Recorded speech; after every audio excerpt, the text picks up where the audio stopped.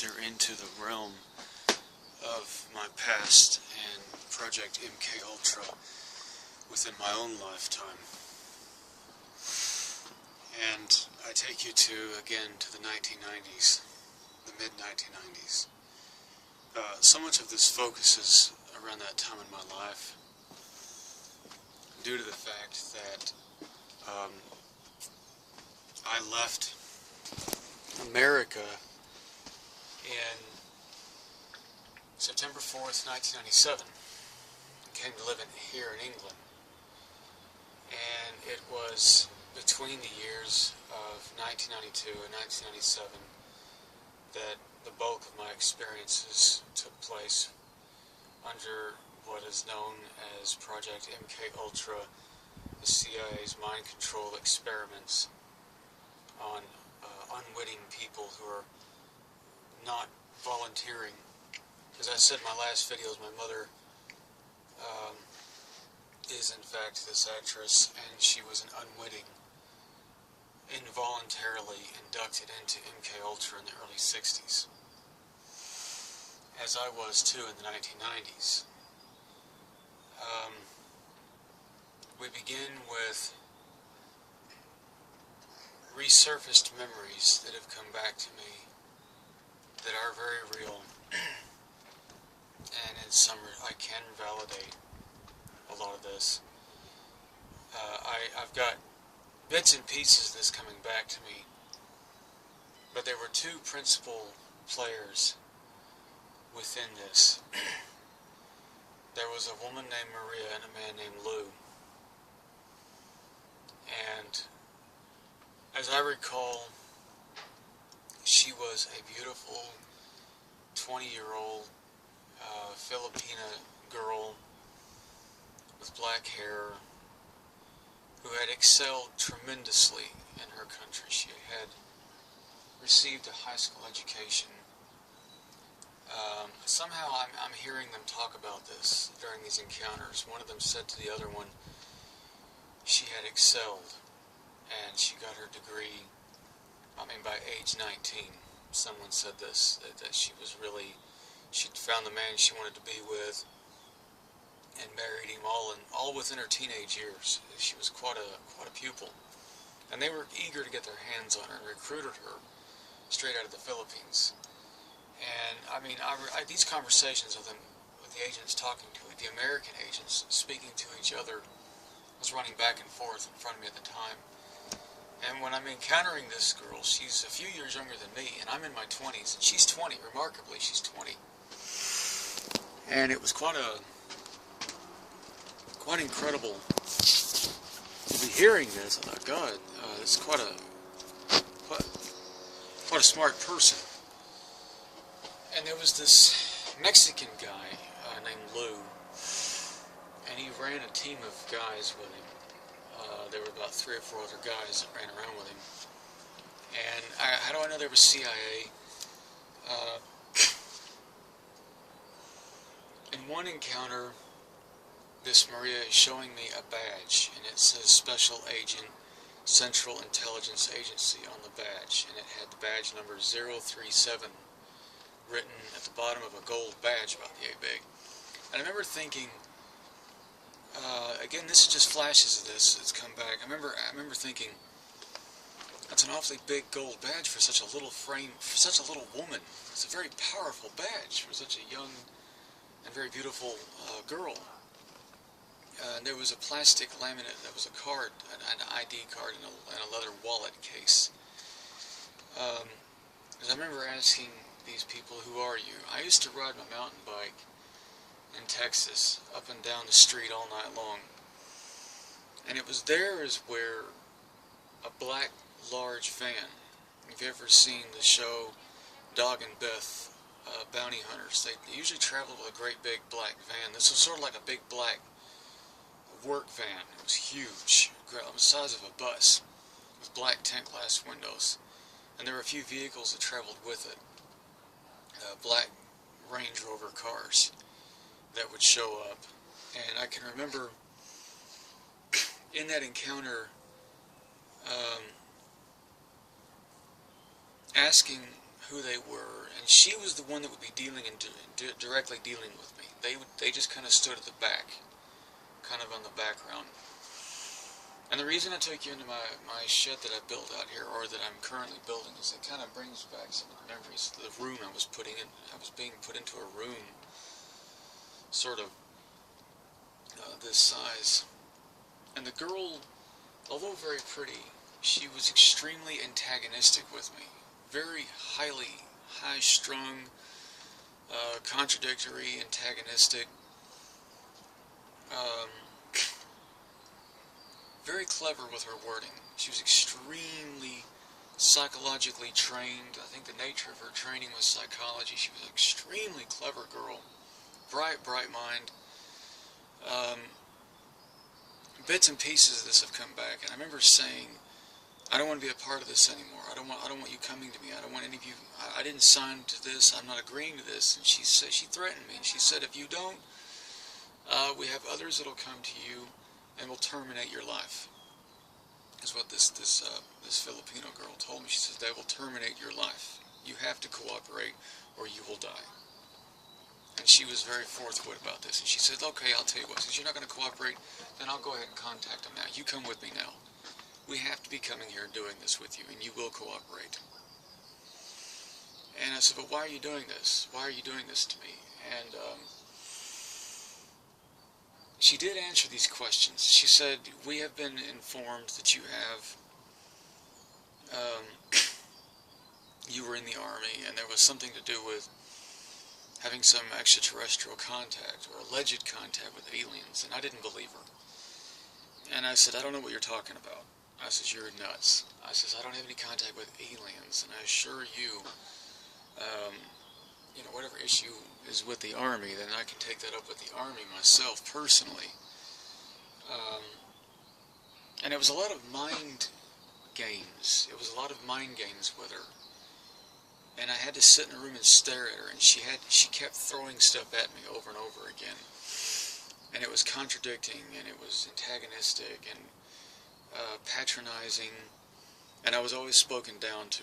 I was never equal to this person. And it went on for, it seemed to go on forever.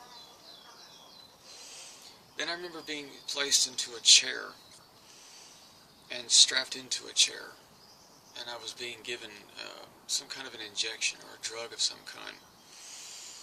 And at one point I felt erections, like I had like a hard sex erection. I was very aroused. And there was another woman, a blonde woman that came in, a short blonde woman, and she says, oh, you think I'm cute? You want to fuck me? She says, you think I'm cute? And she starts slapping me in the face, and she punches me. This guy says, what are you doing getting an erection looking at her? He punches me in the chest. A couple of them take turns hitting me. And she keeps shouting at me. She sticks her tits in my face, and she says, do you like this? Is this cute? Now, I'm in some kind of a delirium state. This is all some kind of a, it's like, what the hell's going on here? And there's these videos I'm being made to watch. And there were naked men walking around the videos, and then there was naked women, and then there was all kinds of weird suggestions being thrown into the videos about control. And then there's this Maria again. And while I'm in this weird altered state, she's looking at me and she's doing this number to me. And I'm very suggestive in this state, this drug state. I'm very, very, very suggestive. I'm very open. I'm very weak in the mind. I'm very, very weak. I feel very, very tender, and I'm very open. And then she says, I don't remember all that she says, but she starts pointing her fingers, and she says, whenever you see someone do this with their fingers and tap, that's a control, and you will do as they say, and you will follow this. She's doing this with me, and she's tapping things, and she says, that's the control. That's the control. She keeps doing this. And then she starts channeling aliens or something. She started doing some weird thing. She starts channeling. They all watch her. She does this, and she starts going, and she's standing there barefooted. She's not wearing anything on her feet at this point. She's in little shorts, And she starts talking as if an alien is talking through her. Yes, and Jason is not ready, and he is not balanced in mind and centered, and his head and all that. And she looks up at me while she's doing that, after she does her little channeling of an alien show, and she says, "What'd you think about my show, Jason? My little show I put on for you?" Now, I was attracted to the girl, and I looked at her. This is on another encounter, and I says, "You're not wearing anything on your feet." And she says, "So?" "I'm barefooted, so what?" She was very, forthwith, very, defensive, and I says, "Well, I think you're very cute." And she comes up to me, and she starts to kiss me, and she holds me. She says, "Oh," and I was like, "Why?" Okay, so I start kissing her back, and the other guys got irritated and said, "Michael's not going to like that. Her husband Michael's not going to like this. She's married a guy named Michael." I said, "Michael, you're married?" And she says, "I am married." And this little guy got irritated. He got mad that she was coming on to me. In another encounter, I was taken into this van. She wasn't there. And I was sat down, and the short blonde woman says, "You have to watch this video." They put on a VHS video, a TV monitor, and it's Maria. And she's standing there in a room, and these guys walk up and undress her, strip her clothes off.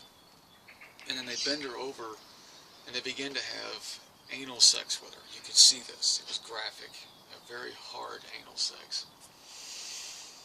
And this Lou guy was doing it with her.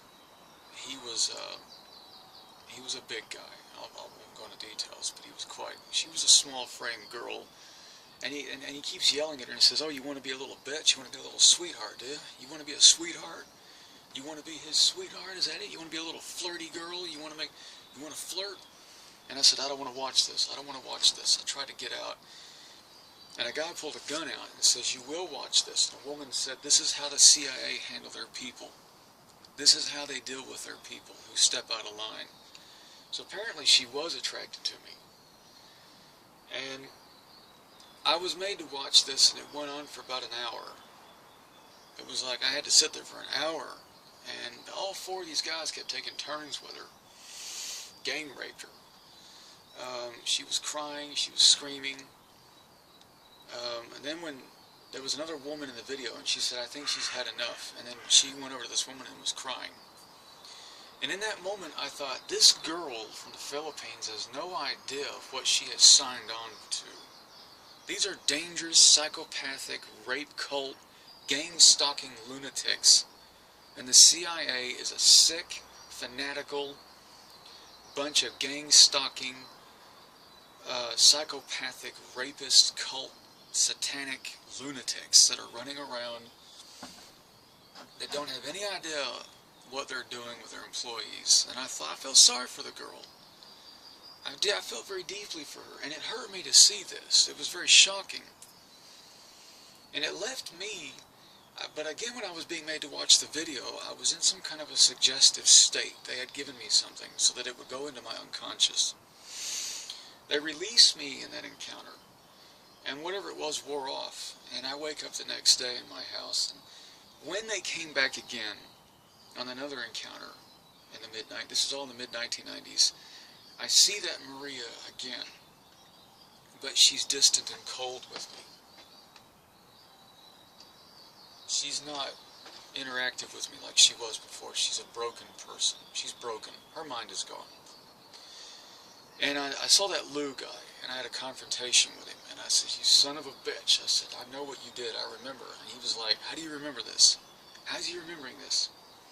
And this Maria says, it's his DNA. It's something about his genetics. He's got this advantage over all of us. And he's not, I don't think he's entirely human. I don't know what she was going on about. They scared the hell out of me. I'm going to say that I think a lot of what they were saying was lies. It was just psychological. It was lies.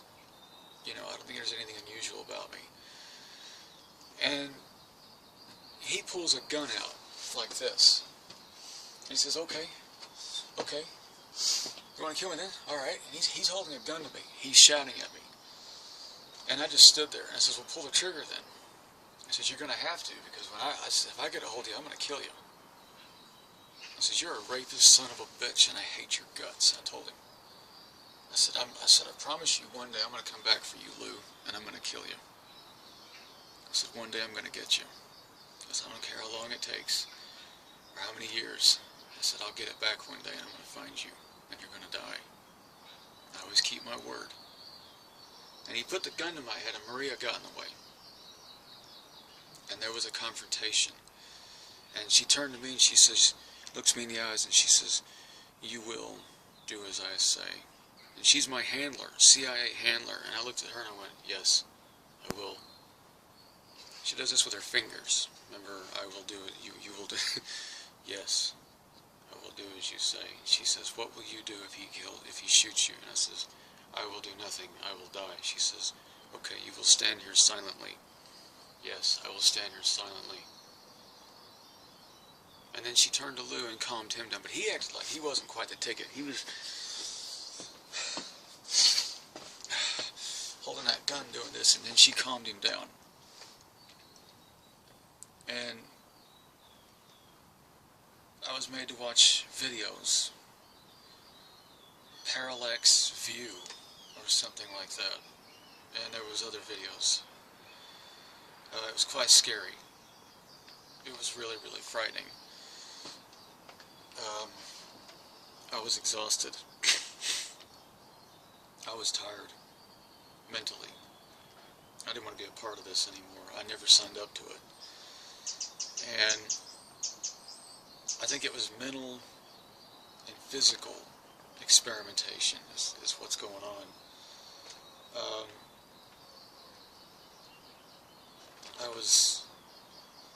There were chemicals on my arm that burned. They were testing chemicals in my arms and in my mouth. I remember at one point I was in a chair and my heart was racing out of my head. I thought I was going to die. Whatever they gave me, my heart was, and I was shaking violently. Maria wasn't in these encounters on those parts. This is not, there was the psychological, then there was the physical. The physical are these guys in coats, white coats. They didn't talk to me. The doctors. And then there was, they were human people. And I know at one point I had something attached to my head. I know I had electrodes in my arms. I know I've had to go to the dentist a lot over the last 10, 12 years being in England, and had to get a lot of fillings. I've had to get my teeth fixed, which they're fixed, but there was work that something they gave me or did to me, and it ended up messing with my autonomic and nervous system, or my heart and brain, and it ended up causing some issues with my teeth.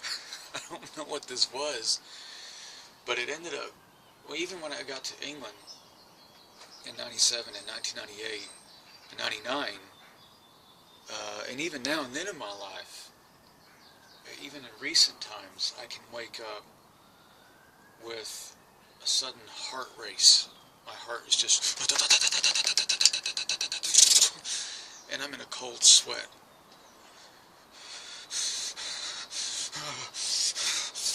And I feel like I'm going to die. And if I don't get my heart to slow down, I'm going to have a cardiac arrest or something. It is so terrifying. So there's some long-term effects of this, that whatever they did to me. And I know that I have to have a drink by my bed. I have to have a mild sedative. I don't drink it every day. I don't drink it every day. I don't drink it at all, really. But I have this drink I keep by my bed. It's a bedtime drink you buy in the grocery store, and it helps you sleep.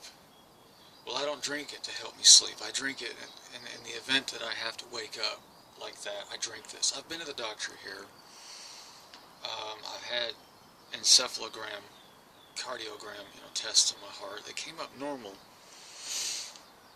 but the doctors did find some things they couldn't explain, and they were like, heart's doing what? Even in one encounter, my heart was doing this, and I managed, because doctors in this country do house calls. They come to your house. And I had a lady come to the house and listen to my heart do this. And she says, I think it's stress or anxiety. She says, I'm not quite sure what's happening. But it was going about 140 beats a minute, 130 beats a minute, which was terrifying.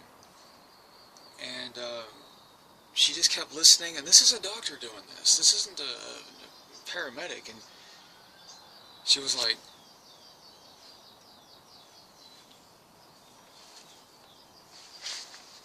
and they don't think anything is wrong, or I'm going to die of heart failure. In fact, it doesn't do it as much. It could be something wrong with my endocrine system, glands, or adrenal system has been stimulated, adrenaline or something. And I think that had something to do with MKUltra because of the fact they were trying to see if they could stimulate adrenaline responses in combat. One of the doctors said that in the van to the other one about adrenal responses to combat stimulus situation, where they want to make the super soldier, where they can maybe put an electrode to your head and implant in the back of your head here soldiers in the battlefield, and then they can radio operate and turn you on, and your adrenaline is racing. Because if your adrenaline is pumping, you're very, very powerful. You're very strong, and you'll do anything. And I think they wanted that. I don't think I have anything implanted on me that they're just pressing buttons with. There hasn't been anything that, no. I think that's what they're doing with soldiers now. They may. There could be a lot more here. I don't know. But that's just some of the resurfaced memories that have come back from the hell in the 1990s.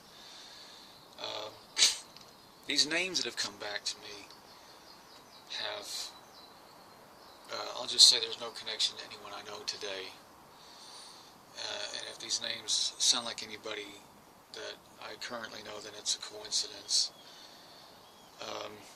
And I'll put that disclaimer in there to, so that we don't, to protect current people I may be dealing with, so they don't end up going, hey, he's talking to that, and he knows someone by that name. So the following names I've dropped are purely coincidental if I know anyone today by those names, for disclaimer purposes. But it was definitely some kind of